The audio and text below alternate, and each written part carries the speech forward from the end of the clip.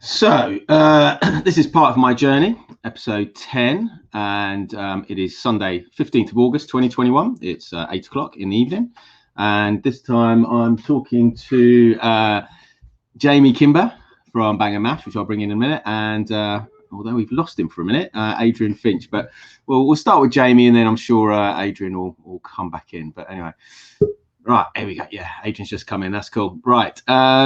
So, Jamie, how you doing? What's up, Criztoz? Yeah, I'm fine, thanks, mate. You? Yeah, I'm good. It's been a bit of a busy weekend, so I'm a bit tired, but other than that, it's all good. I took yesterday off. Yeah. I retired yesterday. I know, it's probably a good idea.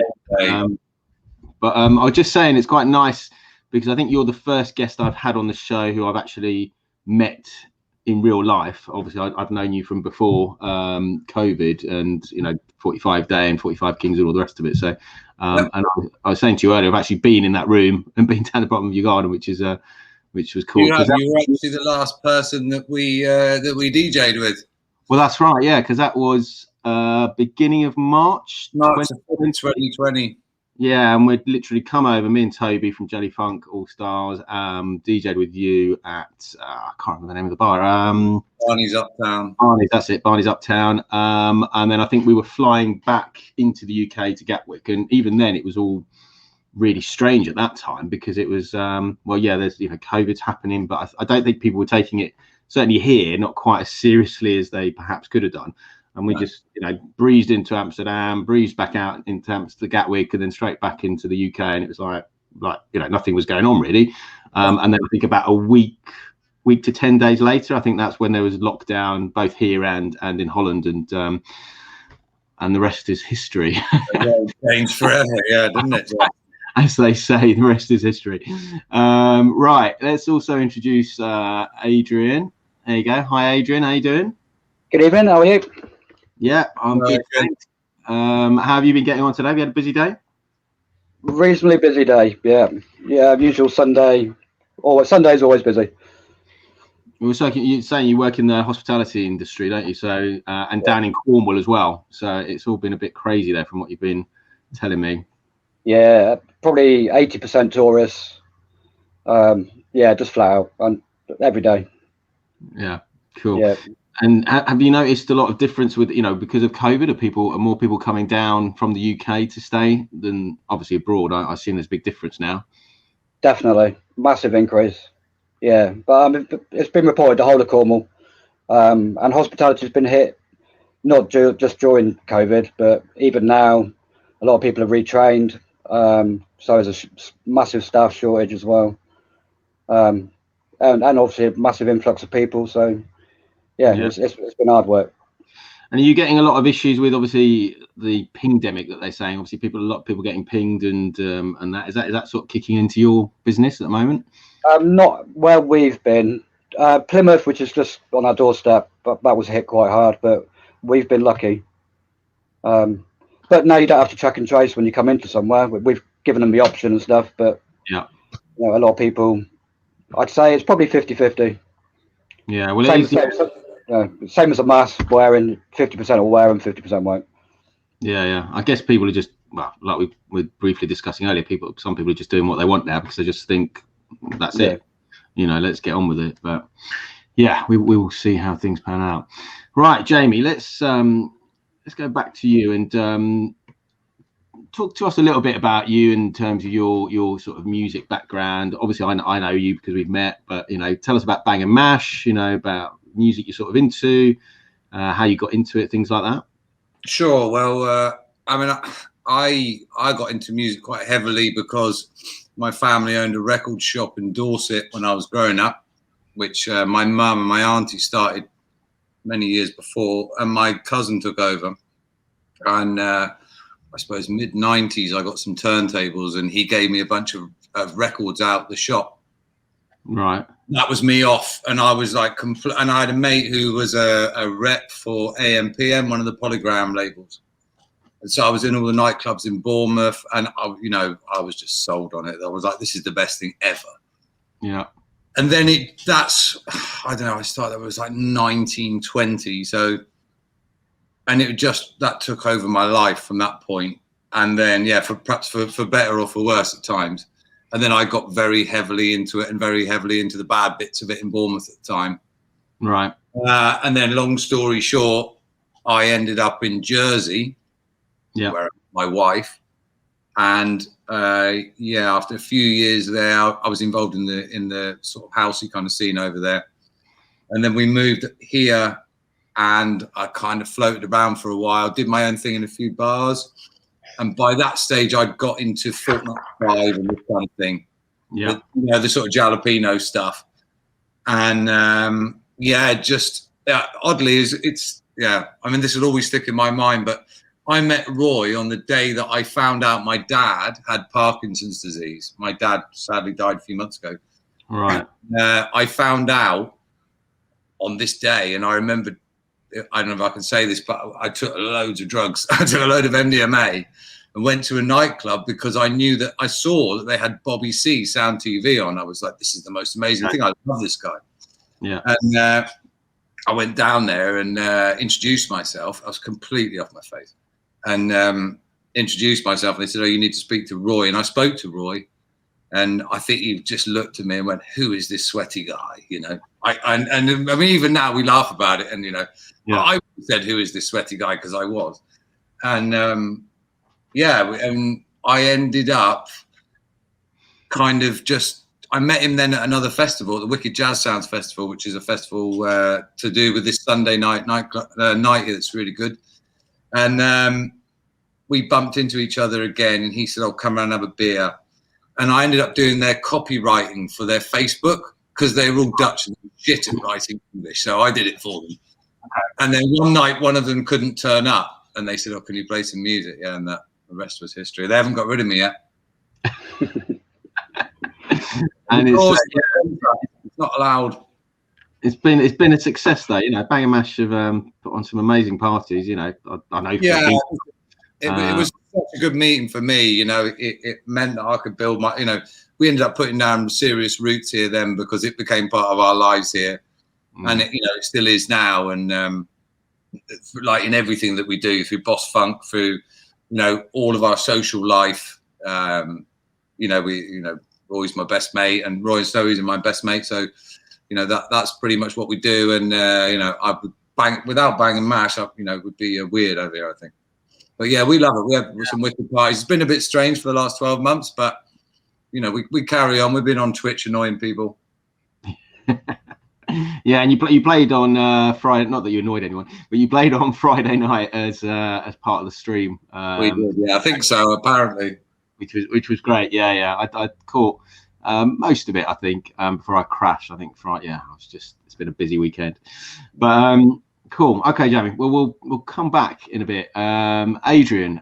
So similar question to you. How did you first get into music? And I think you've told me, and if you are happy to talk about it, a little bit about Spiral Tribe, because I was always a big fan back in the day. So, we're going to talk about Spiral Tribe. I have a story about that too for later. All right, we'll come back to you. Go on, Adrian. What can you share? My dad was a Northern Soul DJ for a short while. He's tail end of 60s now, so stuff like Stax and Chess Label, that kind of stuff was in the house. So, and that's what he listened to. And then I guess early 70s, it would have been stuff like James Brown, Temptation, stuff like that. So that kind of thing was always in the house. Got into hip hop really early age, like 13, 14 maybe, just as like maybe electro came out, African Bambaa, that kind of stuff when it first came out, and the electro series as well, Street Sounds electro series when that came out. When I tail end of school, just as I was leaving school, say 89, 90, obviously the rave scene hit. A few people I know had turntables and stuff, just got into it, ended up just jumping on the whole rave scene thing, ended up playing quite a few places, ended up playing with all the people at the time, like Psy, Fantasy, Cole Cox. And yeah, just like Jamie, just head first into that scene, all the good bits and all the bad bits as well. Meeting all the characters along the way as well, some who happen to be in Spiral Tribe. someone I know who I won't mention, a friend of mine on Facebook at the moment as well. He's abroad. I don't think he's allowed back in the country. Maybe. It was a member of Spiral Tribe and went to several parties that he put on. Played at a few parties that he put on. Yeah, there's a load of stories about Spiral Tribe and numerous free parties at that time as well. Yeah. Exodus in Luton as well. Okay. Yeah. DIY as well. From up in Nottingham. Yeah, there's quite a few. I think when you're in that scene, it's quite a small scene, same as the 45 scene.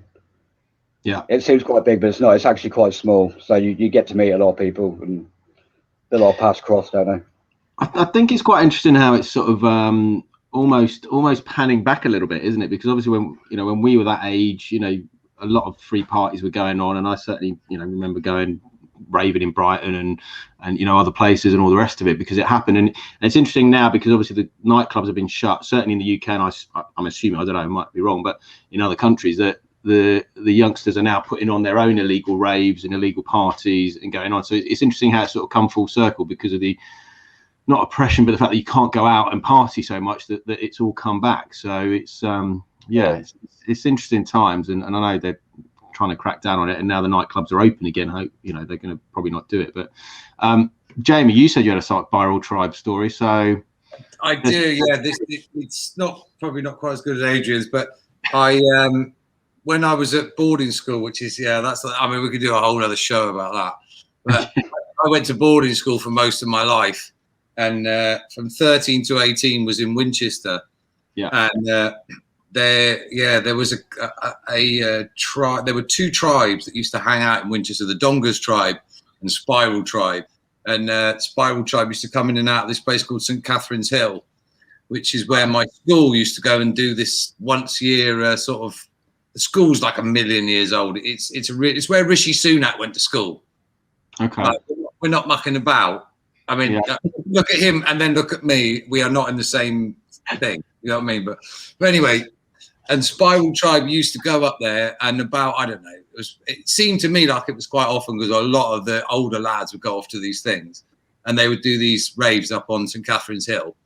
I never went to any of them, to be honest, because I was never old enough. Because you were talking. I got there in 1989, so it was 1989, 1990, 1991. Yeah, and a lot of the older lads were going off to these Spiral Tribe raves up on St. Catherine's Hill, and they happened quite a lot. And the Dongas tribe, which was this other sort of, I mean, they were more like what we used to call New Age travellers, and the Spiral Tribe were just ravers. Yeah, there was always 23 of them, as I remember.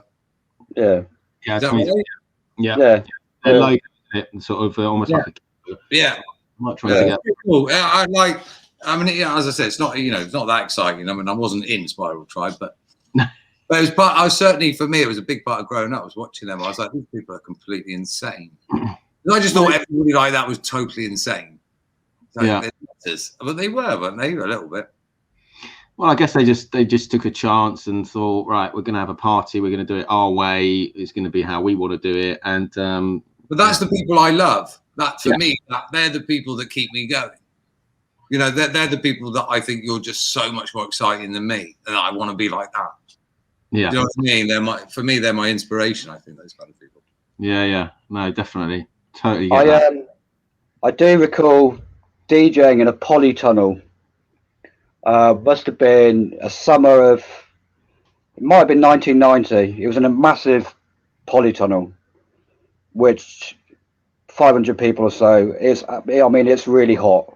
Yeah. Really, really hot. And for some reason, there was kind of Star Leather Substance had a beanie hat on as well, and DJ'd at this party. Obviously, the bad side of that scene as well, that I was enthralled in at the time as well. That had kicked in as well, and maybe mild kind of heat stroke, some kind of like thing happened during the course of that evening. But I don't recall where this polytunnel was, and I've asked people over the years and they can't remember. Right. And another one was in a disused stately home. Nice. And I remember it must have been about 3-4 o'clock in the morning. I was playing, and then are you familiar with His name's Dennis Easygrieve, DJ Easygrieve. Yeah. I remember Easygrieve. I used to have some of his mixtapes. Yeah, so he was massive. Thing. He's awesome. like, love it. 6'8", Rasta. I can still smell him. He smelled of poppers and special brew. Just this. And to me, as a younger person as well, was like in awe of like Easygrieve as well. And I just remember him shaking my hand and saying it was an amazing set, and he just jumped on, played like nosebleed techno for like 2 hours. And it was the stately home as well. Again, I went with someone else, and he can vaguely remember it, but this house was something else. Pretty much every room, wasn't it? Really, like he can vaguely remember it. Sums it up. Yeah. One of us was there. We were definitely there. Yeah. No. We rolled the car on the way there. We both remember rolling a car on black ice getting there. The actual party itself, we're a bit vague about. Because that's the sketchy bit. Yeah. Not rolling a car at all. I'm just trying. GTA, if I remember. Just got a couple of spammers I'm going to try and block and get rid of. My mod Sideshow is on his way on a trip, so he's not here to do it. But anyway, hopefully that's blocked them, because I don't want to become famous or buy followers and views and all the rest of it. But anyway, right, let's talk about. Hang on. Go on. Yeah, I should have thought about this before I started. Never bought a bottle opener. Yeah, that's fine. Jamie, right.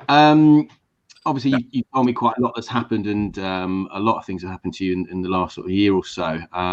But you've mentioned about your dad passing. So, if you're happy to, do you want to talk about that, and in particular how it affected you being obviously in another country? And I think you explained, unfortunately, the funeral you obviously couldn't get to because of the restrictions. Do you want to tell us how that affected you in terms of your mental health? Yeah, absolutely. So, to give the context, my dad died on the 11th of October last year. And at that time, he was buried. His funeral was right at the end of October, and I couldn't leave the country. I could have done, but it would have meant I had to go back in the country, go nowhere near my family, go to a crematorium, and then go back to this neutral location, then come straight back to the Netherlands, not see my mum. And it just wasn't an option, to be honest. So I watched his funeral on a webcam, which was not what I ever thought I would do. Yeah, I mean, that must have been really strange, It was really strange. It was, I knew he was going to die. So last year we did the first edition, Bang Mash did our first edition of Boss Funk, our little festival. And I knew that I had to go home and say goodbye to him. And I knew that I had to do this because of, how everything was going. I had this little window to do it. And I did that, which was at the end of July. Yeah. And I knew he wasn't going to last much longer because he had Parkinson's, and then he got dementia, and he'd started to fall over quite a lot. And and I knew, so I went and said goodbye to him, which was for me really good. My mental health is it's a shocker at the best of times, but in the middle of watching my dad kind of descend, I'd got worse and worse. So for me, it was really important. I went and said goodbye to him, which I did. Yeah. Then I came back, and within a couple of months, he'd fallen over, and then never came out of hospital. So I think the thing that I really struggled with the most was that I just couldn't give my mum a hug. Yeah. I didn't do that until last week. So yeah, that really messed with my brain for the last few months. That was the toughest thing, I think, was that I just couldn't. Yeah, my mum sold the house that we grew up in, and when I went back last week, the taxi driver was like, "Where do your mum live?" I said, "Well, I don't know."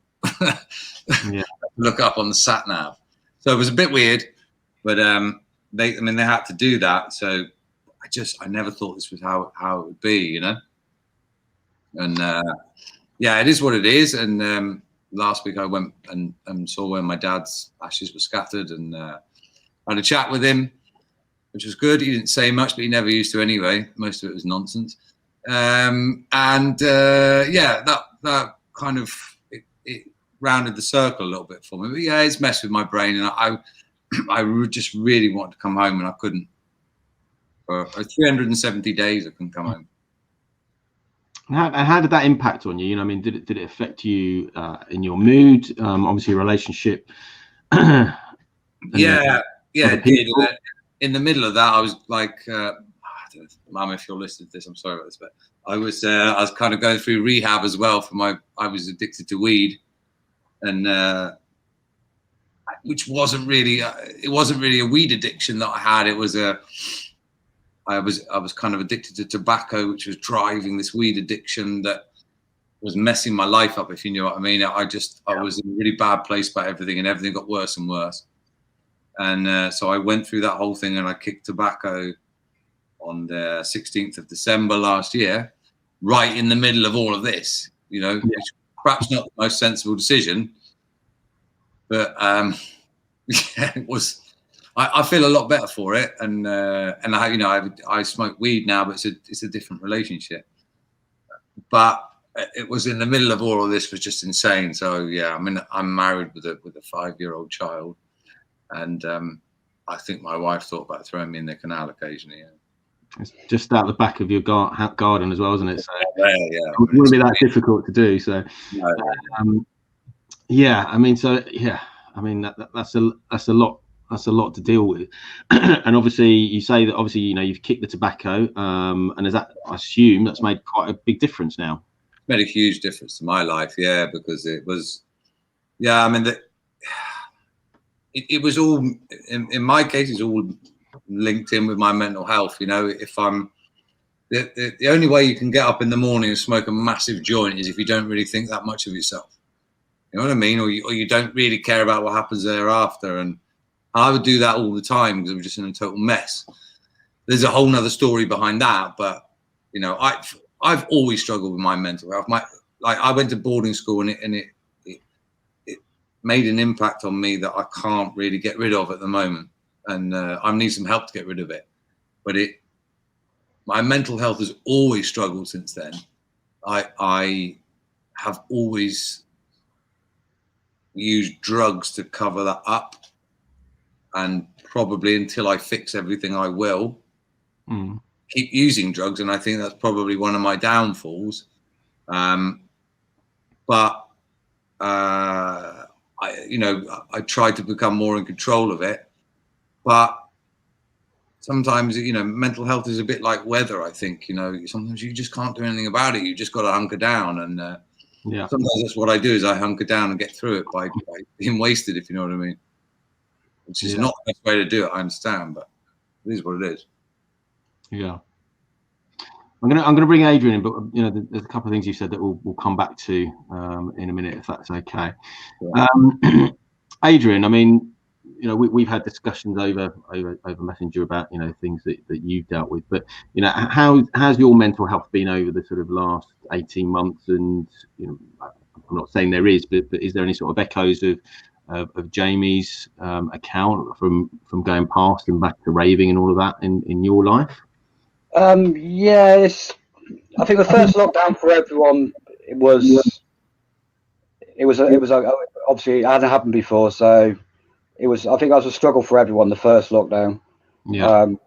I think maybe more financially, because I mean, I was lucky. I was furloughed throughout the whole thing, so I was really lucky.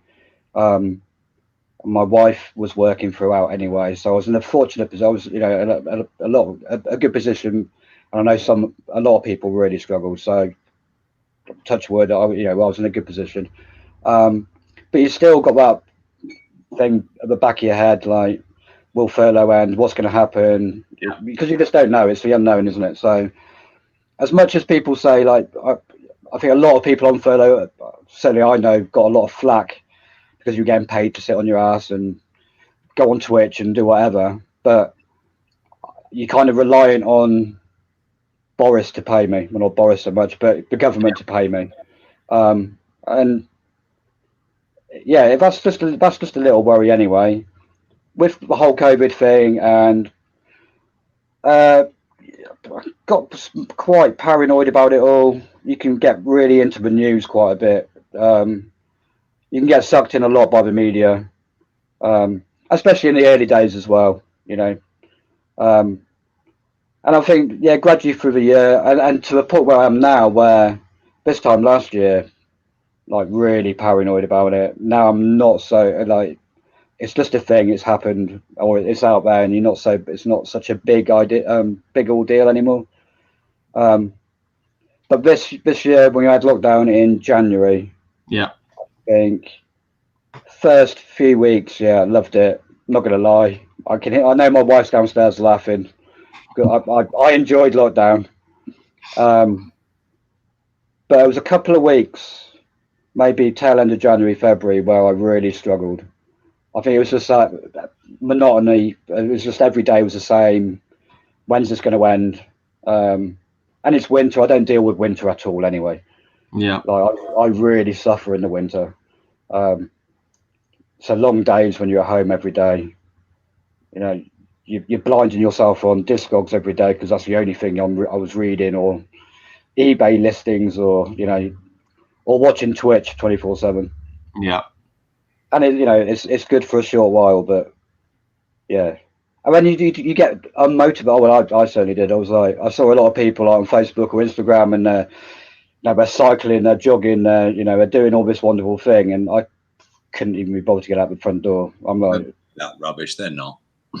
Yeah, it's for about 5 minutes, but yeah, They're not. yeah.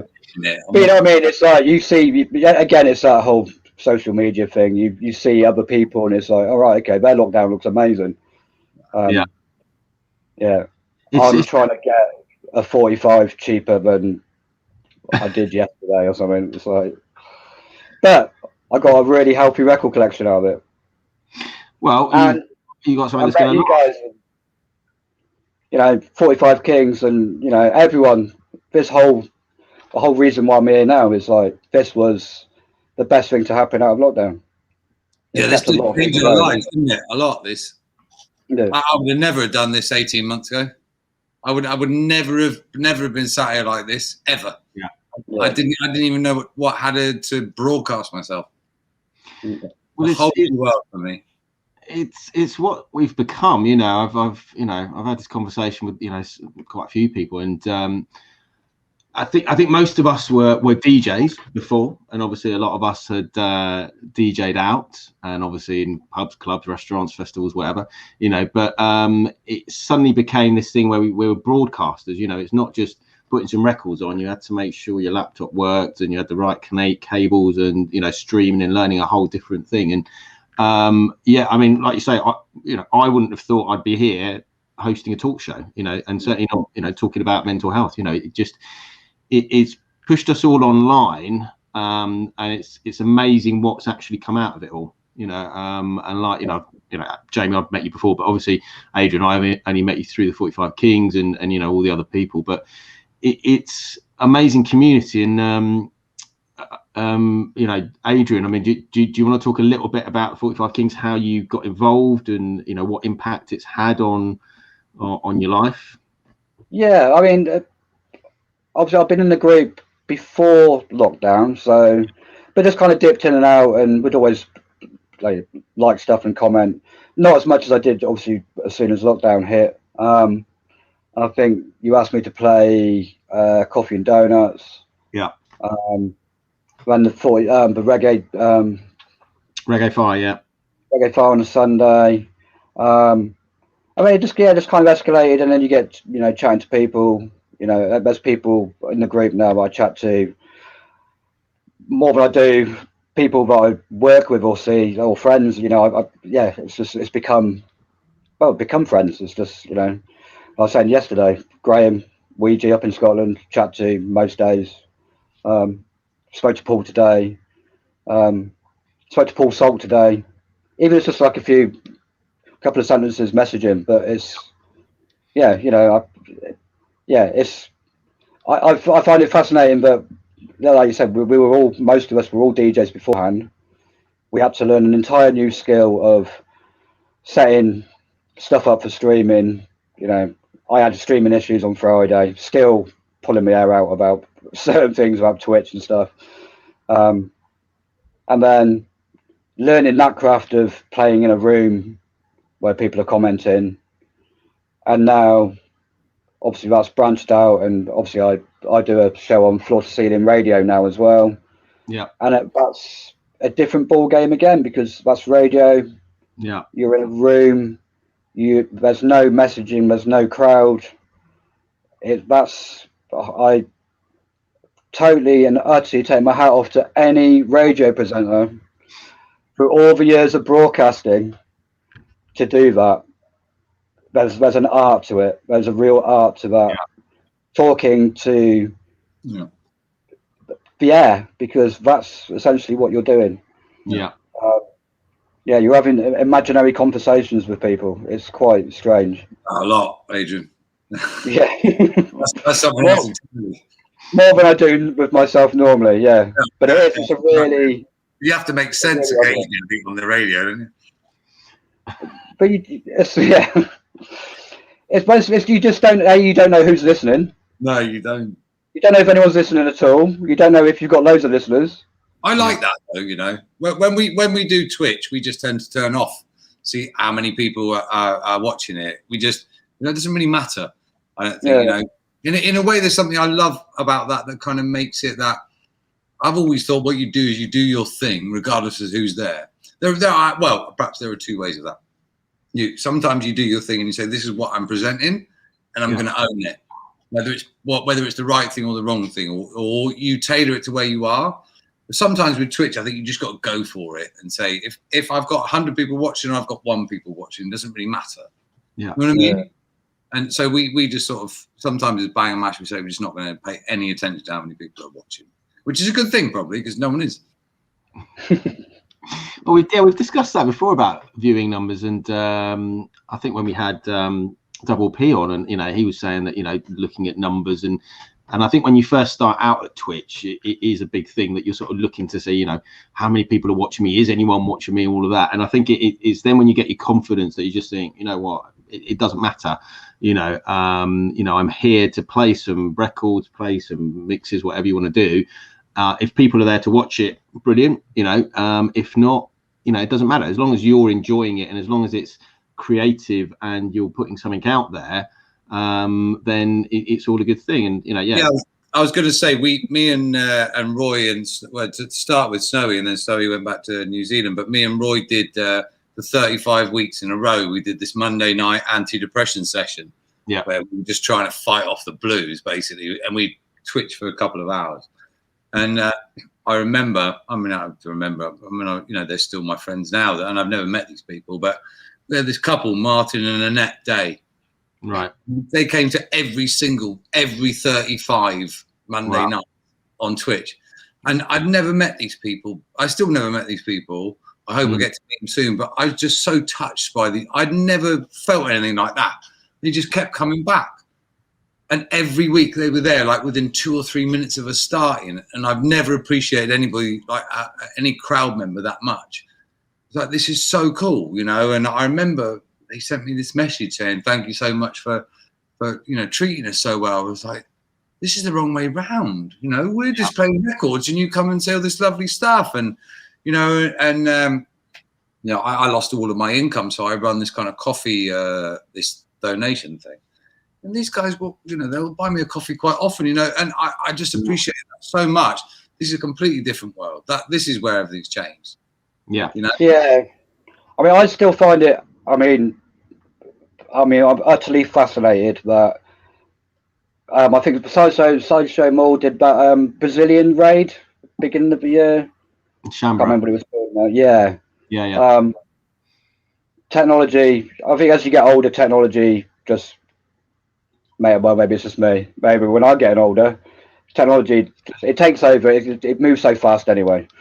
I'm DJing in my spare room in Devon in February. It's absolutely, I mean, it's pissing down. It's grey outside. It's horrible. And I've got 30 or 40 people in Brazil watching me, commenting. And it's like, I still find it fascinating that I hand over to someone in Mexico or wherever. That still blows my mind that there's someone in a different country then raised over to. I know how it works and stuff, but I still find it quite fascinating. And then I could be watching someone in wherever, Sweden, in their shed, and it's like, yeah, but I think it's super cool because you'd never see that otherwise. No, like, I mean, Twitch is amazing. You'd never see that. No. It's just so. I remember when it first started last year, we were going to do King's Day. King's Day is a massive thing over here. It's the Dutch national holiday. And we had all these people booked and none of them could come. So we said, well, let's just get all of them to do it online. So we ended up with Funk Ferret and Bobby C Sound TV, and then us, and then Good Groove, so Slim from Shindig. Yeah. We just ended up with all these people from all around the world playing this thing.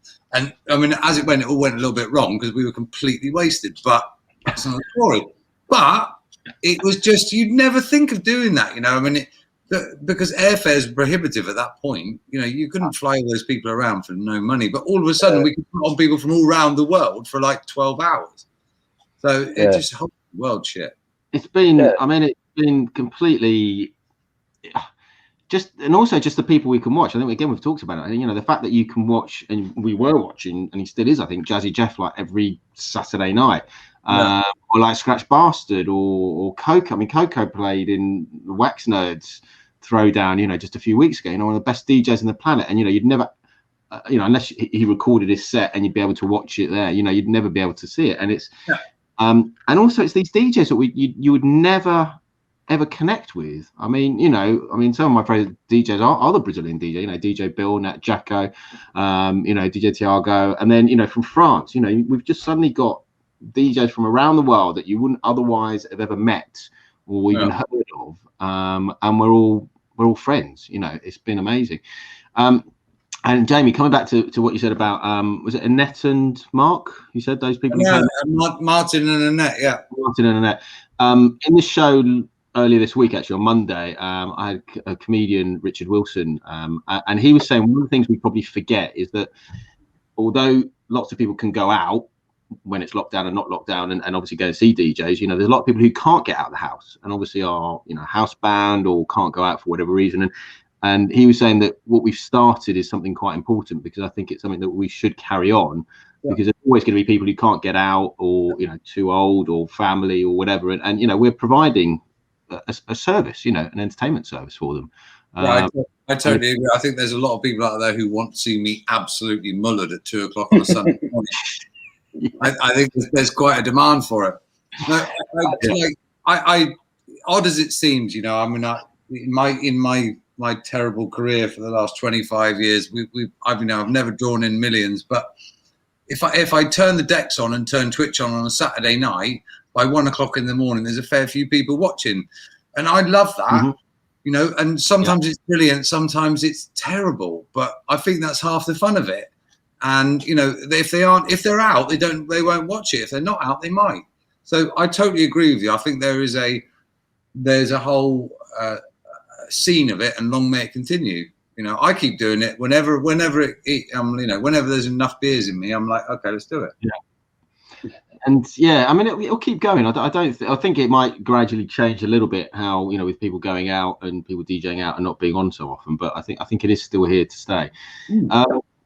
So Adrian, you know, I mean, you know, how did that affect your mental health, being able to sort of connect with these people and have something to do? Because like you say before, you were in lockdown. So I mean, did that make a huge difference? I guess it did, yeah. I think I was talking to my wife about this yesterday. I think what I'm finding now is it was brilliant during lockdown because everyone's on lockdown, or most people are on lockdown. So you've got all this.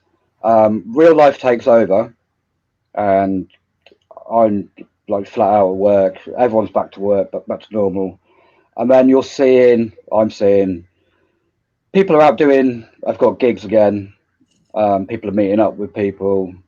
My life's just taken over a bit in a different. It's just been work, and that's free time has been quite relatively pretty shit, to be honest. And that's just for trade. I mean, it's just hospitality. It's just, it's unsociable hours, so that's just the way it is. And then it's that Twitch thing, like 3 o'clock in the morning. When do you stop watching? Because I don't want to miss out. And now I'm out of lockdown. We're back at work. Now it's like, right, I want to get involved in real life again, but work's taken over. And it's like, so yeah, it's been a weird one, having such a concentrated amount of time, 4 months, whatever it was on lockdown, every day chatting, DJ. It was 24/7 music. That was my 4 months pretty much of lockdown this year, anyway. Are you finding are you missing it? Are you missing that sort of interaction on Twitch and sort of? It was I was like, I dipped into coffee and donuts on Saturday morning, and it was something really simple. I mean, Rob took the piss out of me on Saturday morning about looking old. Right. But it stayed with me for the last few days because it was just a nice bit of banter with Rob. Yeah. And it was just a couple of other people, and I kind of was like, I've missed that connection with everyone because it was a daily occurrence, and now I dip in every now and again. So yeah, it's right what you're saying. It is banter, I mean, it's a lot of the chat, and certainly I know when I'm streaming, I sort of in a way thrive off the chat, because obviously people will say something and then I'll respond, and then you have a bit of a joke and a bit of a laugh, and it is like being with your mates, it's sort of cutting through the monotony in a way of work, and then home, it is there. And because we're not able to see our friends, or we weren't able to see our friends quite as much as before, it's just been there and been able to do that. So I mean, what I've struggled with the last couple of days is the fact that Rob definitely looks a lot older than I do. So right. But that's what I've struggled with. I hope he does watch this at some point. Well, regardless if he shaves his beard or not. Just get him back next time. So, bless him. He's in proper lockdown in Australia. Yeah, I know, yeah. I think it's the 6th or 7th lockdown they've had, and they seem to be locked down, come out of it for a couple of weeks, a couple of cases, locked down again, and I think it's just he's decimated his DJ income completely, because that's what he was relying on. So it's been tough for Rob. It's been really tough.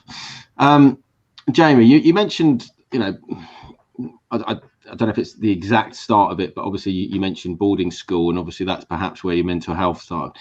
What was it? Some people may have been in boarding school, some people haven't. I went to a day, private school for part of my education, but I was a day boy, so I wasn't boarding, but I sort of have friends who were boarded. But how did that affect you, and from what age did you go to boarding school?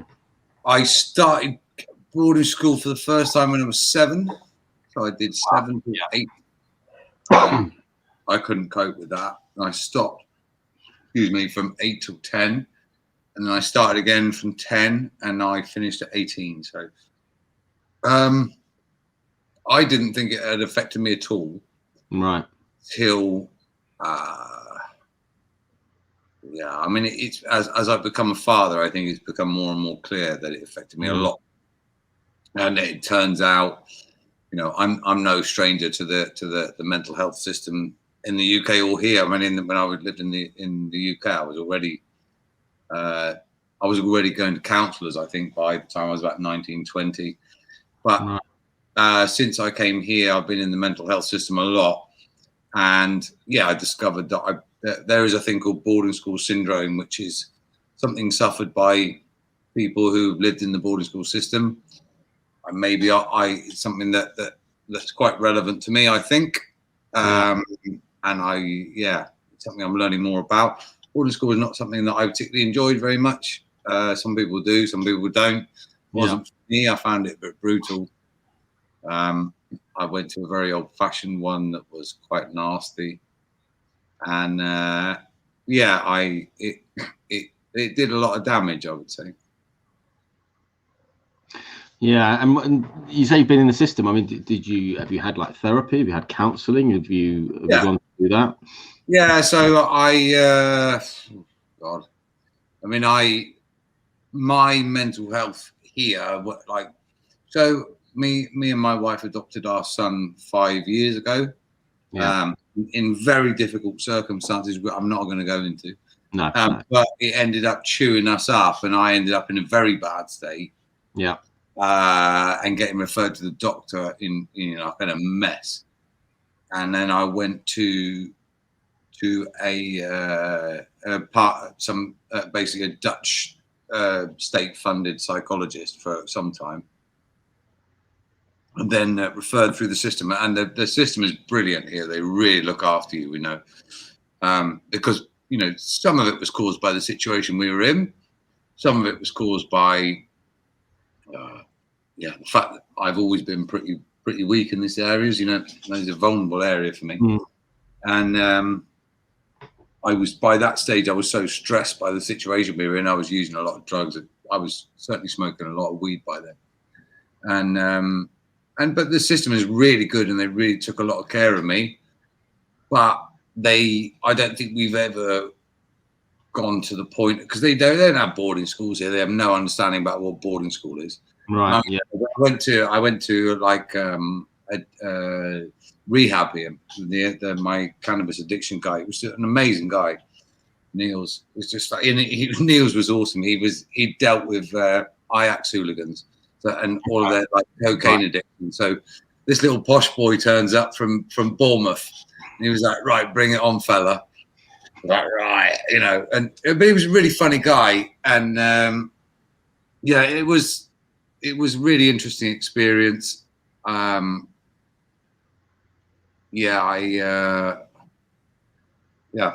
lost my train of thought. But we've talked about therapy before on the show, and I think it sounds like Niels was probably the right person for you, because one of the things we've talked about is finding the right therapist, and the first therapist you may see may not necessarily be the right fit for you. But did you find that he could help you? Did you find that he was? Yes, and I would say in my life I've had like 5 or 6 significant therapists, and out of those, there have been, all of them have been a good fit. And I think I don't know, in my experience, that I think you either get on with it. If you really don't like somebody, you've got to get out of that situation. But I think most of the time, most of these people know what they're doing. Niels was the perfect person for me, because he just totally didn't believe that addiction was this thing you're stuck with forever. He thought it was a moment in time.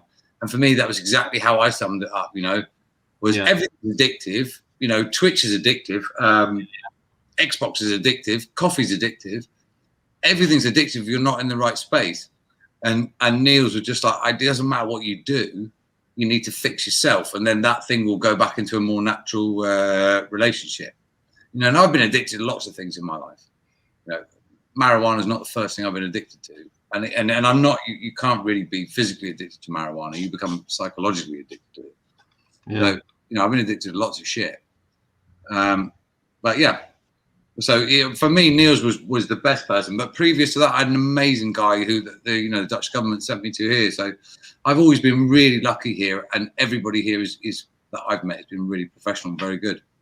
Yeah, no, that's a really good point, isn't it? That you're saying about addiction is just a point in time, and I don't like the idea that it's fatal and that you're stuck with it. No. I find that so limiting, and I find it a little bit patronising to human beings. They're just bumps in the road. I'm not an idiot. Sometimes I can't cope because things get too much for me, and then when they do, I run away. And you find that a lot of people who went to boarding schools do the same thing.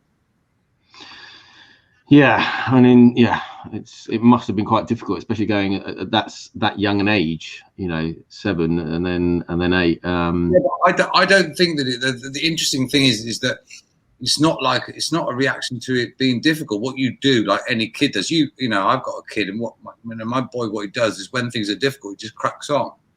But it doesn't mean there isn't a reaction later on in the system. You know what I mean? Yeah. You might not see the reaction now, but in my case, you saw it 20 years later, or yeah. And I still see it now, and it totally affects the way that my life is.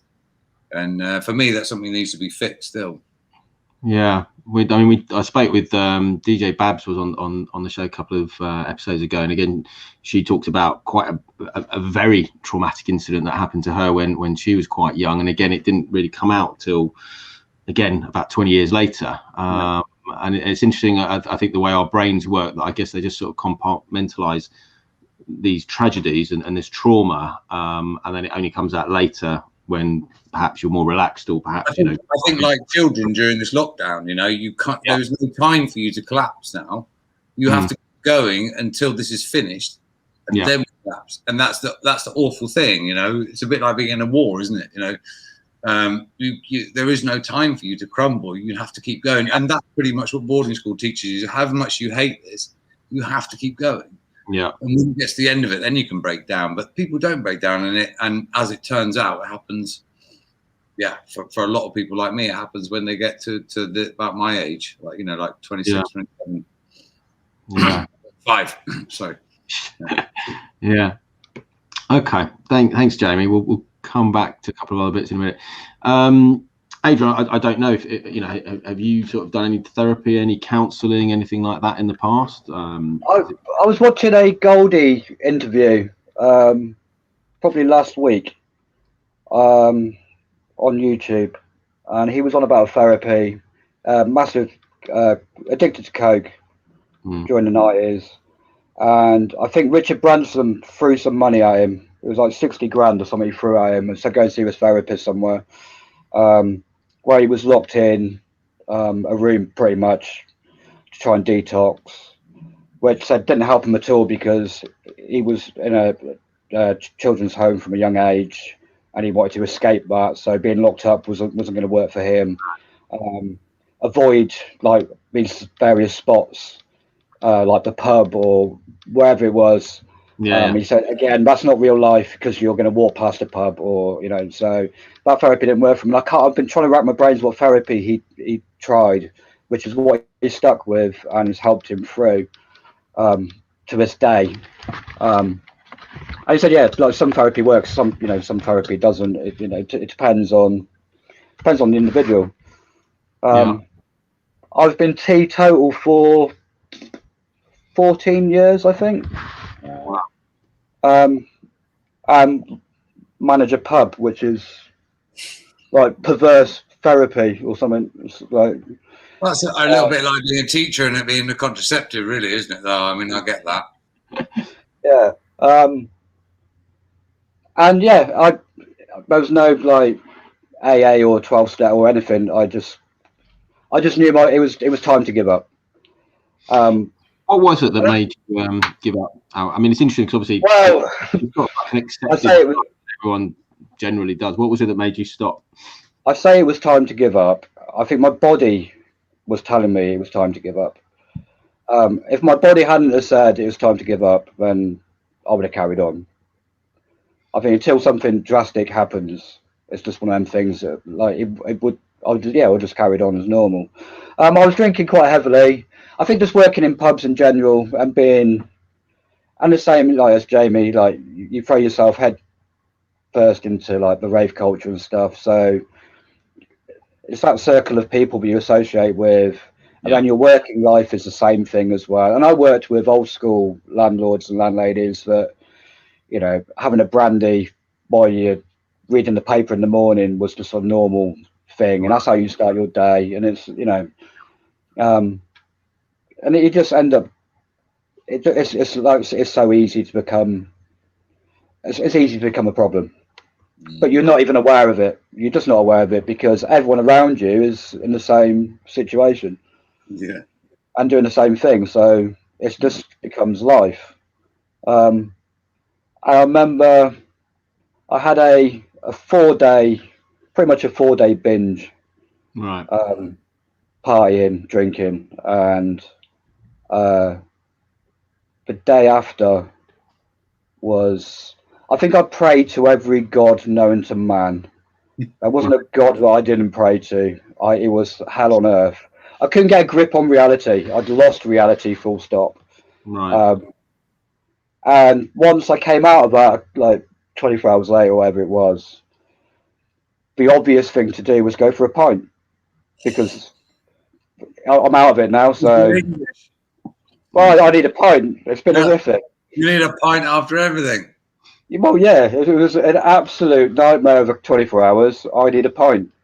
And I had a pint or two, but I was physically ill.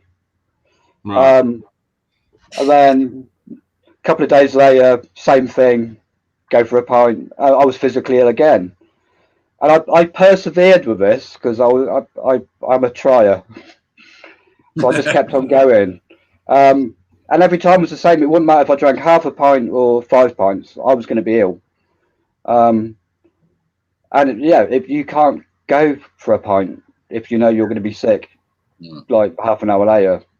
So it kind of forced me to like evaluate things and go, right, okay, I can't have a drink. And then maybe 6 months or so later, and just, well, I'll give it another go. Because I was relatively good at drinking, so I thought I'd give it another go. And the same thing. So, well, that was it. My body made my mind up for me. And it's been, about 14 years.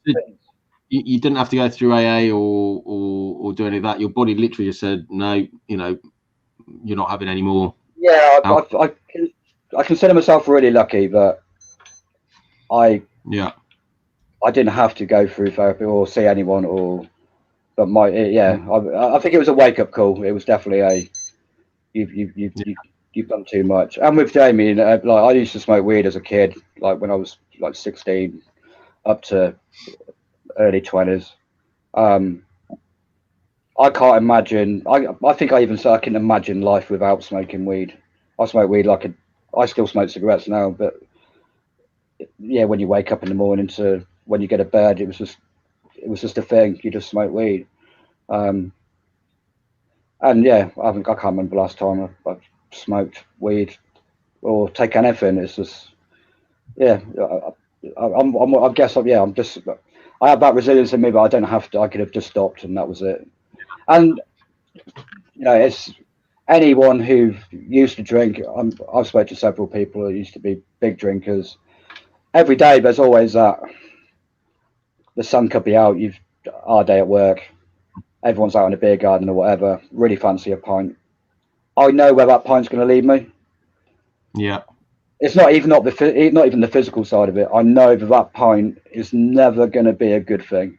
Yeah. That pint's going to be. I was never one to have like a couple of pints and go home anyway. Yeah. I need to be like eating kebab off the floor at 2 o'clock in the morning. We've all been there. It was all or nothing. Yeah. I find it quite odd that people actually like the taste of alcohol, because I don't think I ever did. It was just something to get me through the day. Out of interest, what do you drink now? I mean, obviously there's lots of 0% and low alcohol things. I can't touch them. So I can't touch them because it's such a slippery slope. Yeah, I think it would you get the taste for it.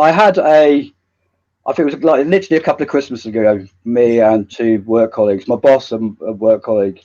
It was Christmas Day, and they were getting just glasses of Prosecco, and they generally get pissed Christmas Day. Yeah. And I just happened to just like get a glass of Prosecco, and I just downed it. My first mate is literally screaming, "Get him into AA quickly!" My boss is like in hysterics, thinking this is his best day ever because first time ever he's going to see me pissed. So he was like the opposite. And it was only like 10 minutes later when reality hit. It was just like, I've got, I don't know, 80 people booked in for Christmas dinner. You've just downed a glass of Prosecco. You haven't drank for years. This could go badly wrong.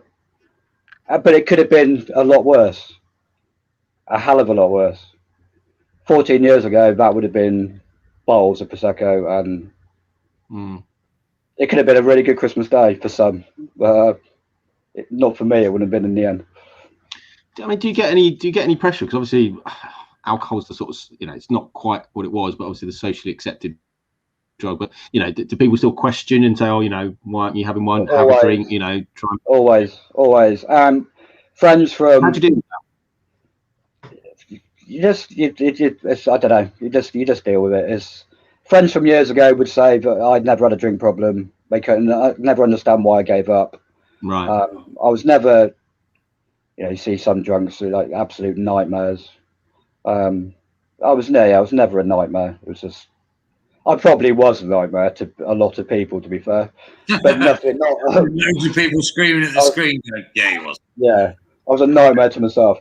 But yeah, I wasn't violent or anything. I was probably just a massive pain in people's asses, just like chewing people's ears off and stuff. But yeah, that's why. And it's really difficult in social circles because everyone drinks.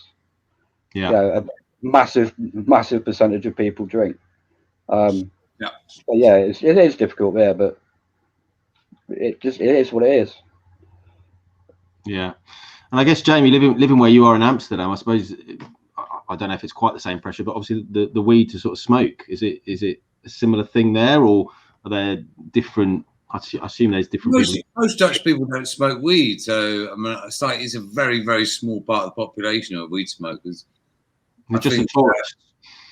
Yeah, it's normally the tourists. Yeah, I mean, the amount of people here who smoke weed is small but consistent. I've always been part of that community personally, and that changed a little bit during the lockdown because we couldn't go into coffee shops anymore. A lot of us, wherever I moved, there was a coffee shop I could go to, which was always a part of my social scene. Yeah, that's changed a bit, but yeah, I think the thing here is that we can, being a weed smoker is less of a sort of a kind of a social choice here. It doesn't really matter. Like if I smoke weed outside my house, the police aren't going to stop their car and come and have a word with me. Like they go and do something else. So, but at the same time, it's no more acceptable, really. My neighbours no more want to smell it than yours probably do. Yeah, it's. I would say I know, and a lot of my friends don't drink but do smoke. Okay. So it's very different here. I mean, whenever I go back to England, when I go back and see my mum now, she's like, "Do you want a drink?" Okay. Last week I went back to see my mum first time in a year. It's like 11:45. She goes, "Do you want a beer?" I went, "No. Like, it's 11:45, Mum. My mum's 80, and my mum's 8. She's like the best mum in the whole world. But no, Mum, it's not even 12 o'clock yet." Yeah. But, I see where she's coming from. I mean, I didn't have the beer, but yeah, it's very different here. People don't drink. I mean, there's a cool story. Me and Anushka, when we first moved here, we used to go to the local coffee shop. We went to we got invited to a birthday party from Mary Jane, ironically. Well, it's a stupid name for a girl who works in a coffee shop. She was called Mary Jane, MJ. And so we went to her birthday party, and we thought, well, hey, Dutch birthday party, this is going to kick off. So we took like a crate of Heineken, bags of weed, some bits and bobs, some other stuff. Anyway, we get round to this birthday party. They open the door. Walk in, we're like, hello, hello, hello. In we come. Put our crate of beer in the kitchen. There's no other crates of beer in the kitchen. There's nothing. Right. We walk into the lounge. Dutch birthday parties don't work like an English birthday party. So there's a whole bunch of chairs in a circle, right? You sit in a circle in the chairs. They bring around coffee and birthday cake. Okay. Our crate of beer, a couple of grams of weed and a few pills was not going down well at this stage. So we sat there for an incredibly awkward 2 or 3 hours. And okay, this is really not what we expected at all. At which point we were like, what do we do? Do we take at the end of the party, do we take our beer home with us, or do we not? We left the beer as it went. Right. Yeah. Never again. So I think that was the only birthday party I ever went to, and I'm never going to another one ever, apart from my sons, of course. But those best my sons. I guess it's the sort of chairs in the circle, so everyone is part of it and talking to each other. I guess, yeah. I mean, it's not a bad idea, but it's different. No booze at all. No booze. Yeah, Jamie, can I ask Jamie something? Yeah, of course. You said you did the whole rave scene thing as well. I didn't drink as I was like 16 onwards, drinking was not a thing. Like when I grew up, my friends' parents, massive weed smokers, obviously acid and pills were out and all the other stuff. So drinking to us was like quite alien. Going to a pub was like, you didn't go to a pub. Really? That was quite alien anyway, yeah. I like that. It was only much later on in life that drink became a thing. I don't know how many other people, especially like in that scene, in that time as well. Well, when I started taking ecstasy, you never drank, ever. Like that was the rule. You just didn't ever do it. So I remember the first club I ever went to and took ecstasy was Madison's in Bournemouth, and it was Sasha and Bigweed on a Wednesday night for £1 to get in. Wow. And this was insane. And I like, basically the tablets cost 15 quid. It cost £1 to get into the club. But I remember you never ever bought a beer. It was all a bottle of water. And I never ever think I drank beer for about a year and a half, probably, from about 96 to about 98. Water only, yeah, exactly, water only. Almond, yeah, completely. But just water. Not too much water though. Eh? Used to be our thing where it was not too much water though. No, because then Leah Betts happened, didn't it? And then we were all like, what do we do now? Yeah. And there was a guy in Stearns, actually, I remembered, not that long after I got really heavily into it. There's a guy in Stearns who died from drinking too much water, I think. Is that right?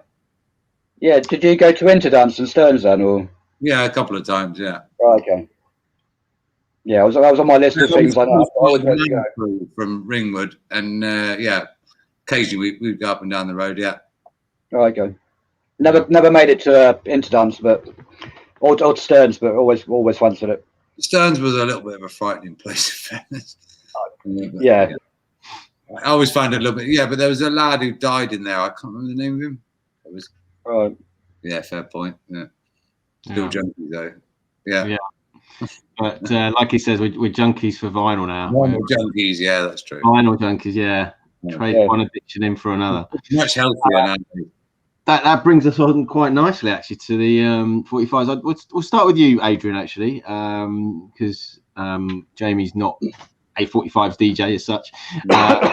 We'll come back to his story about the 45s he's going to show us later. But so Mark Lancaster, who was on the show before and came up with the question in the first episode about what 45s lift your spirits, and we've done it ever since, and it's been I like it. It's a really good segment, I think. So Adrian, what have you picked out for us, and why? I struggled with the uplifting thing. My wife laughed and said, "Is it like Ross Abbott party atmosphere or something like that?" Right. Can I just say, because I know she is downstairs listening, but I am going back to like lockdowns and stuff. I am really, my wife is my best friend. I couldn't have got through lockdown without my wife. I know she's listening, so. I think we can all echo that. I think everyone who's got a partner, wife, husband, whatever, I think it's been very amazing to have that other person, because we've all been through this crazy experience, and having another person who is your friend, your lover, your wife, wherever, to deal with it has been a help, and I think it must be very difficult for a lot of people who haven't had that to deal with it alone. And I know Mark Lancaster talked about it on one of the shows about how even not seeing his parents, all that. But shout out to all the wives, husbands, boyfriends, girlfriends, partners. She's sarcastically laughing downstairs because I can hear her. But and Armand's it was our fault. Yeah, Armand's jumping in with him. He loves his record player too. I think we all do. I think we all do. We all have our 12 inches. That's the story. Okay, go on then, Adrian. Public Enemy. Good choice. Yeah. It's hard to pick a Public Enemy song. I listened to Public Enemy on the way to work the other morning. It's everything. The samples, the James Brown samples, Chuck D's voice. Yeah. The little ad libs from Flavor Flav.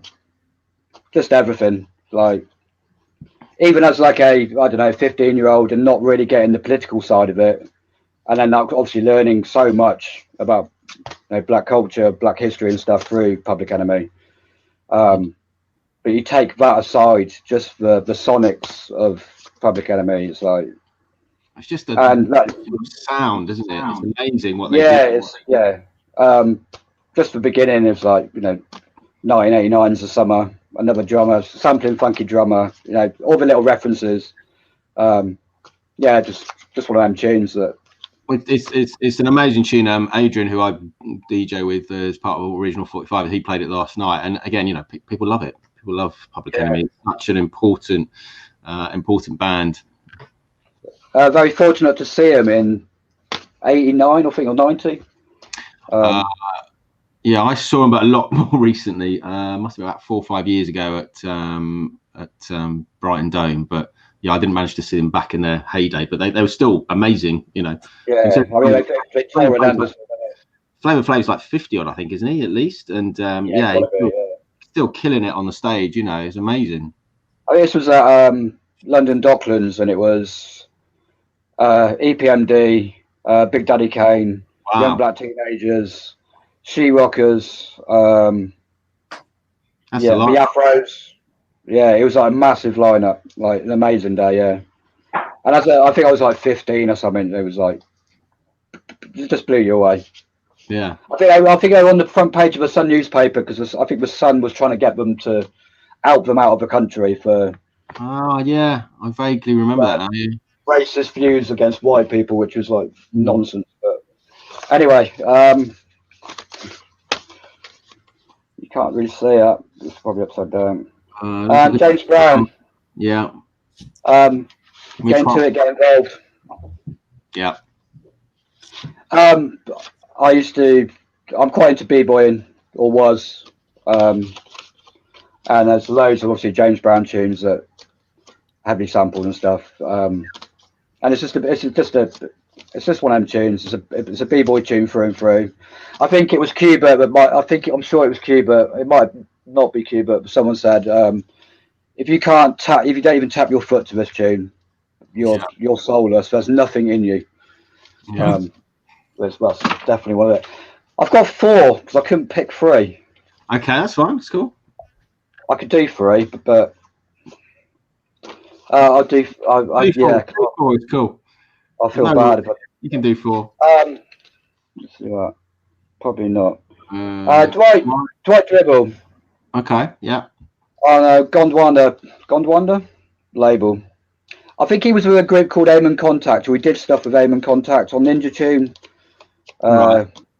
It sounds a bit like Gregory Porter meets Sun Ra. And the tune is What the World Needs Now, which is obviously a Burt Bacharach cover. Yeah, yeah. Orchestra. Yeah. Just everything. If it's got orchestral bits on it, it's got strings on it, I'm sold. You'll have to photo that and send me a link to that because I love my cover versions, as you probably know. So that's like definitely what I'm going to be into. I think you can still get it. You can get it, and the last, isn't it? That's the difficulties there. You can still buy everything, but it's just how much it costs. And last is Truth and Rights by Johnny Osborne. Yes. Yeah. I don't think I could ever tire this tune. Yeah. There's nothing that. I don't think I'll ever tire it. No, I love it. And there's a 07 cover which I play, and I know Paul Saltzball, and after hearing it, and also I think Double P as well. But yeah, no, it's an amazing tune. I love it. 07 story as well. Yeah. I mean, luckily for the flip is a version of Sky Larkin by Horace Andy, but it's by Prince Gazebo or something. Again, another. Both sides are killers, really. That's what we like, a double A side or double A. Definitely. Double Get your money's worth. Exactly, yeah. Especially with the cost of 45s these days. Jamie, tell us your 07 story, and then you can tell us your story about the 45s you bought. Can I tell you the 07 story? So 07, So I had a mate who is he was in 07 for quite a long time. Okay. But he was a friend of my cousin's, and then I ended up kind of sleeping with his wife. Right, let's go on to the next segment now. So, yeah. Let me tell you about my 45s, because before this morning, I didn't really own any 45s. I only owned one. Show us the one you owned, though, because I'm sure people will be interested to see that one. I don't think we should knock it until you see it. Nottingham Forest with paper lace. We got the whole world in our hands. Well, but we did have the whole world in our hands at that stage. I'm assuming you're a Nottingham Forest fan. No, I'm not. No, I'm a Southampton fan, but I'm not even a football fan nowadays. I'm tired of it now. But okay, fun story. Yeah, you asked me to do this for various reasons. I'm not a 45s DJ. I'm not going to pretend I am. I love you guys being 45 DJs. I think it's awesome, and I've got no, I just think it's super cool, but it's not my thing. But so when you said I had to come up with a couple of 45s, I was like, oh God, what am I going to do about that? Anyway, as typical me, I left everything to the last minute. So this morning I go round to the cafe just round there. It's like 100 yards round there, right on the edge of Amsterdam Forest. There's a lovely lady around there, Stephanie. She runs like a mental health project out of there. There's a cool cafe. So I go around there and sit down there to have a think about what I'm going to say and talk to you about. And her husband, who plays records there occasionally, is sat there playing his music, and he's got a little box, and it just says "De Koop," which is Dutch for sale, 45s. First time he's ever sold records there in the 2.5 years that I've lived here. Yeah, selling records in the cafe. So I bought some 45s. I now own 5. Yeah. It's the start of the 45 addiction. I've got Nottingham Forest as well, but that's another story. So, what have you got? Well, one of the coolest ones, I thought, okay, when I looked over, I was like, okay, well, at least I can buy 3, and then I can fulfill what it is that you want. But as it went, I looked over, and there was a few that I really, really liked. And I think this was the most significant one. Yeah. Because this I bought from the record shop that my cousin had years and years and years ago with my pocket money. I would think when I was about 11 or 12. And I lost this. When my dad got dementia, he sold a whole bunch of my records. I mean, like tons and tons of them for like 40 quid. One of them was this. Yeah. And I didn't have it. And I ended up buying it today for €1. So I bought all of these for €1. So I got Buffalo Stance by Neneh Cherry. Great record. Kate Bush, Wuthering Heights. Yeah. Jimmy Cliff. Yeah. We got, this one was a cracker for me because I love Chaka Khan. Yeah. Yeah. We got a bit of Janet. And you know what? You can't go wrong with a bit of Janet, in my opinion. Her brother was a bit dodgy, but she's all right. Yeah. So that's where I got to. The weird thing is, this defines a lot of what I do now, which is 80s, 90s, hip-hoppy, funky, not taking yourself too seriously, having a bit of a laugh. I didn't realise this was produced by Bomb the Bass, which is quite interesting. I loved him, Simonon. I'm a huge fan. So, yeah, this was a cracker for me. For €1, I love that. Well, it's a piece of history, isn't it? And you've got it now, and it's there. You know, and that's I think what. And it worked.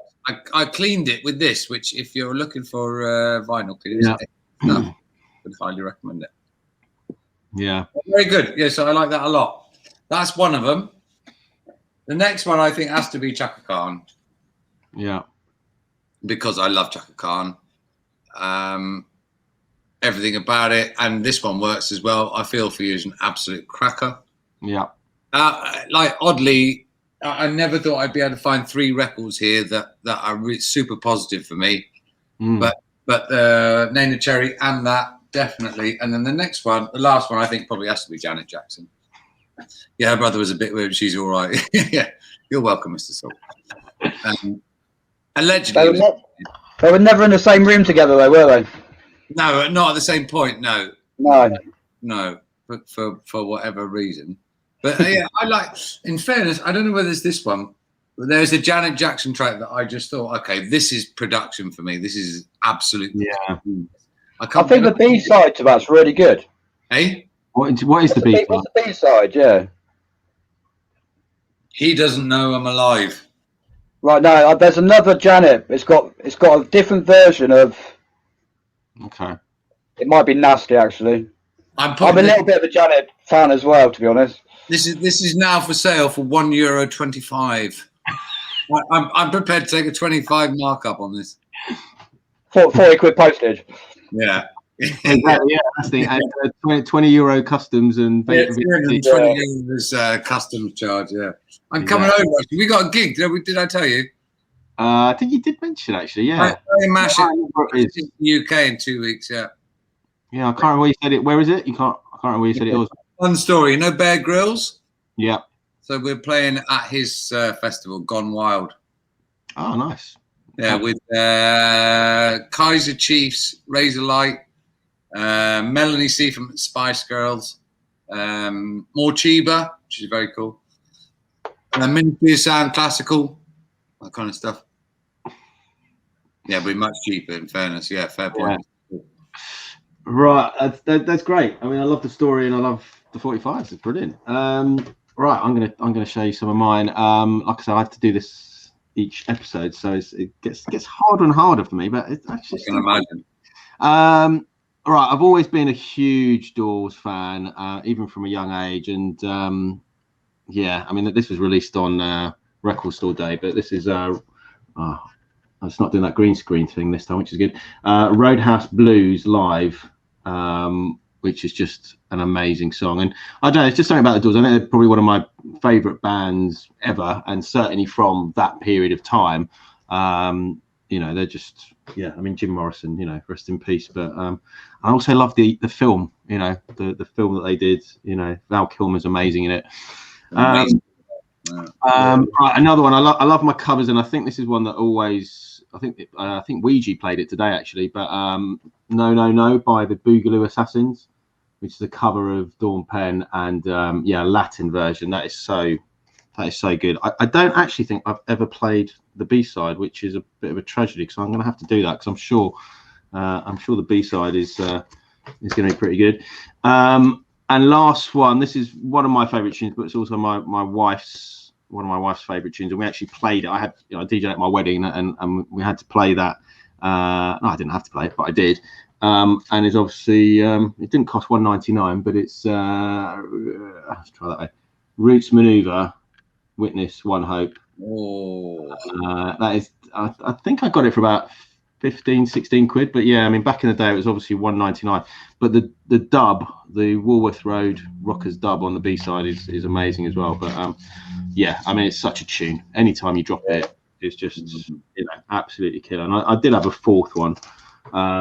It's a bootleg, so there may be some controversy about it, but Daft Punk.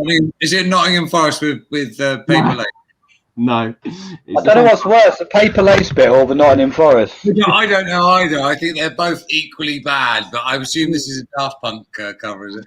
This is a Daft Punk Around the World. And it's a bootleg, and there's lots of conversations about OG, you know, 45's DJs who just play OGs and stuff like that. And yeah, you know, if it comes out, it comes out, and it's just nice to own it, you know. And we're having this conversation the other day about reissues, where yes, it's nice to have the original, but the original's going to be like 50, 60, 70 quid. You know, you get the reissue for 8 or 9, 10 quid now, whatever it is. You know, you're always going to go for it. But why limit yourself?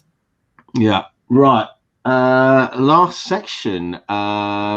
This is Confectionary Corner, although it's quite a slight twist when we get to Jamie in a minute. Yeah. But yeah, Adrian, have you got some confectionery for us? Yes, but I'm telling a lie a little bit, because I don't eat chocolate much anymore. Okay. But very rarely. So a bit like Jamie, left this to the last minute. Ran to my local co-op about 15 minutes before I came on. But just a good old-fashioned raisin Yeah. Yorkie. Don't do this. These are 4 girls now, like my wife pointed out, as well as boys.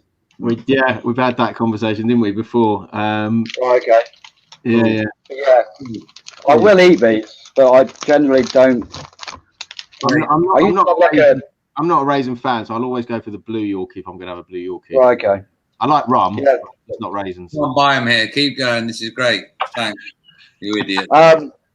This just reminds me of going to a cinema as maybe not as a child, because maybe going to the cinema, but just Are they munchies? munches, yeah. Oh yeah, yeah. I love munchies. I'm going home if you carry on with this. If the third one is something like Monster Munch, you can just piss off. I always think it's like a posh Rolo. They're wicked, yeah. They're way better. It's that little biscuit in there that makes it. Middle class Rolo. Yeah, I think someone needs to make them a bit bigger though. They are quite small, unless I think we've got bigger when we were kids. Yeah. Exactly what it says on the tin. Too much. Like the purple ones in like Quality Street or Roses, where they are, big ones. That's too much. Big munches. Yeah, and last but not least is Twill. Oh, you've nailed this. Yeah, 12. But again, like my wife said, Spiral before they were 12s. Spira. Yeah, Spira. Yeah. And a can of Quattro. Yeah. Yeah. Yeah. And Armand was going to say. What was that? New brown munchies in a bag. What was that? Yeah. So new brown munchies in a bag. What's that? So the little pouches. Right. Okay. You can get munchies in pouches. You don't do those here. Can you Tea Cake 911? Can you send them to Amsterdam? They've got a few different versions. There's a brownie one, and I think there's like a white chocolate one as well.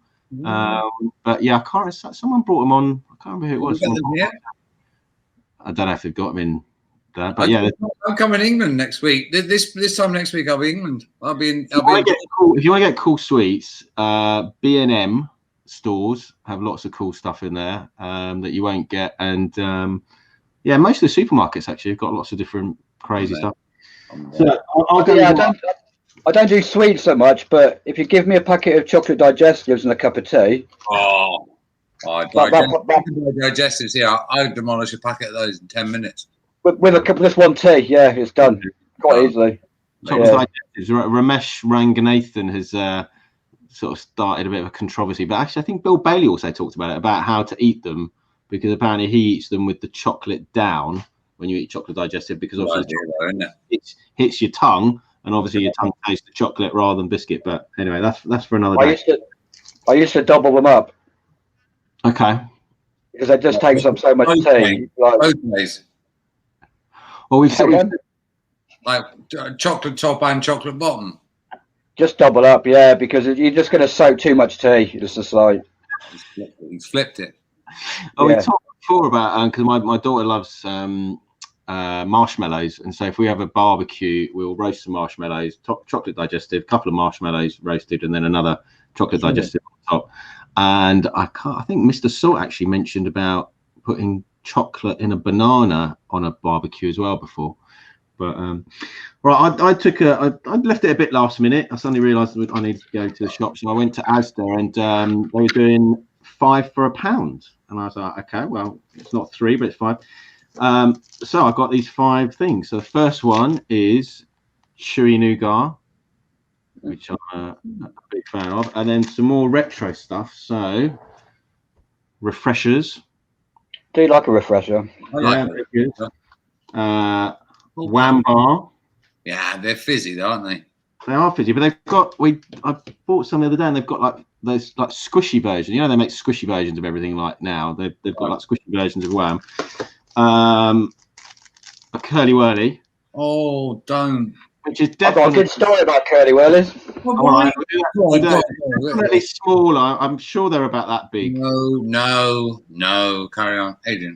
I'll do my last one, and then we'll come back to your curly whirly story, and then sherbet fountain. Well, just don't do this. Sherbet we don't have any of these things here. You were telling me that sweet as shit. Is that what you're telling me? They're just no good over there. We don't do any of that shit. They don't have any of that shit here. Please, Adrian, just take it away. When I was about Curly 17, I think, maybe, it was one of those, we used to play, anyone aware of the game Shithead, where you play with cards? Yeah, I love that game. Yeah. So you'd always play, you'd get stoned, someone would, you play Shithead, and whoever lost would go to the local garage or whatever and get sweets. I think I lost and had to go to our local Spar shop, and I think we had like about a tenner on me between all of us, and I just said, just buy a tenner's worth of Curly Whirlies. Well, Curly Whirlies were 10p, so that was a lot of Curly Whirlies. I found the whole ordeal hysterical in the local Spar shop, to the point where the woman behind the counter had to give me a chair to calm me down. I sat down. I was whole people shopping. It's probably about 3 o'clock in the afternoon, while I'm just eating away on loads of Curly Whirlies. That's about it, really. Probably a lot better in my head when it was out, but yeah. I did that the other day. I was telling my mates a work anecdote, which I thought was hilarious, and then they were just like, "Yeah, that's not funny." I was like, "Oh, great." But yeah, right. So, Jamie, you told me that there's no good sweets in Holland, so you've gone for something else. Oh, my Dutch mate's going to hate me for that, but I think the sweets are terrible.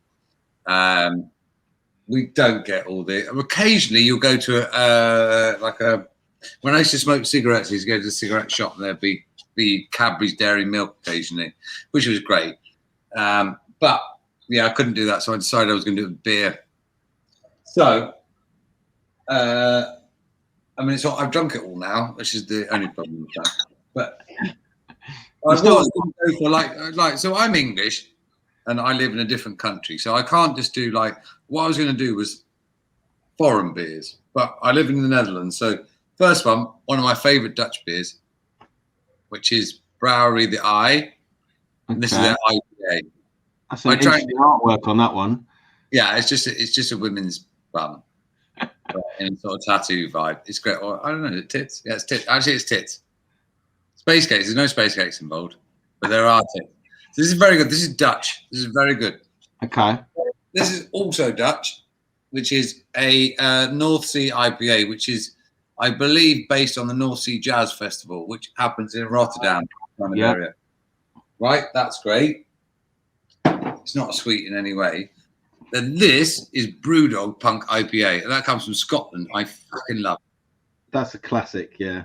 And I'm in Holland, and I love it, and you can buy it down the supermarket, and it's great. Yeah. Is that right? That's cool, yeah. The only other thing I have, right, wait there. Just talk amongst yourselves for a minute. Okay. Hang on. That's all right. I was just looking to see who's on, and I've found someone we can raid to, which will be good. I've got flakes. There you go. There you go. Perfect. Yeah, you got 4 of them as well. They've got 4 of them, but they're not for me, though. They're for you. I'm sending them over. I can buy flakes whenever I want. It's fine. Yeah, I think you can. Yeah, I can't. But they're for it's a long story. Yeah. Head Record Punk IPA. Yeah, that is good. Right. Well, I think that's the end of the show. I think we've got to the end. Oh, I don't like that one. Let me find the right one. There you go. That's the one. Thanks very much. I'll have a look and just set the raid in a minute, and then but a couple of things to just mention before we sort of check out.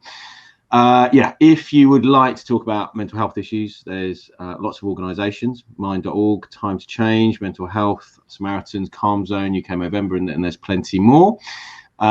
Today's been part of the end of the 3-day mental health awareness raid. Big up all the DJs who've taken part, including yourselves. I know, Adrian, you had a couple of issues, but you were part of it, and thanks, Jamie, for being part of it. It's bang and mash. Big up to Double P for organising, getting so many DJs together, working with time zones, and I think other than one, I think most of the DJs worked out what time zone they were meant to be playing.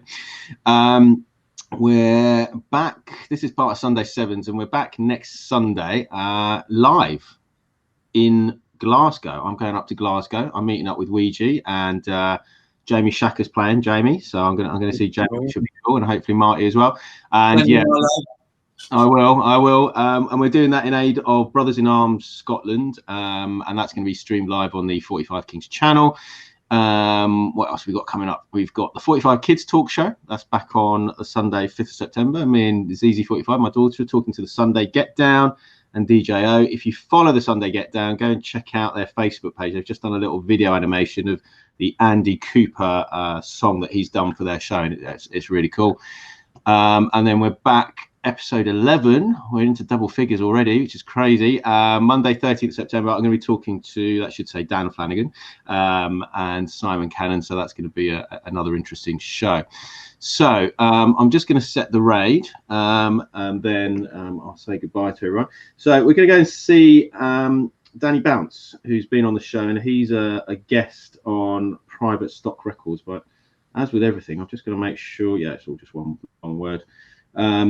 He's a really good guy, an amazing DJ. He's obviously playing 45s, and I got to meet him last week, I think it was, when I went down to Southend and then on to Chelmsford. He was playing with Tommy T and Andy Smith from Portishead, and it was really great to sort of meet up in person with some of the 45ers. So thanks so much for coming on. As Paul says, Mr. Salt, really great show. Massive respect for showing your feelings. It's so important that, you know, everyone comes on and is open and honest about their experiences. And, you know, I've seen from a lot of the comments that people can relate to everything you said. So thank you so much for being my guests.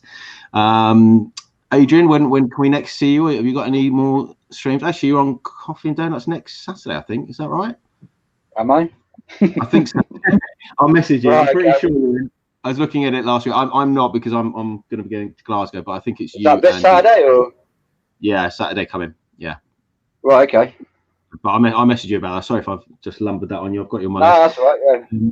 And Jamie, I assume there'll be another Bang and Mash Twitch session. Obviously, you'll gig over in the UK soon.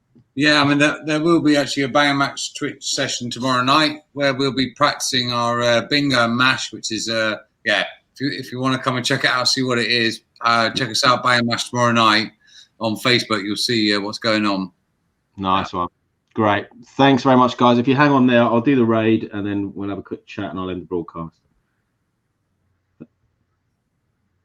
Okay, yeah, we're done. Okay, cool. Right, I'm just going to end the broadcast.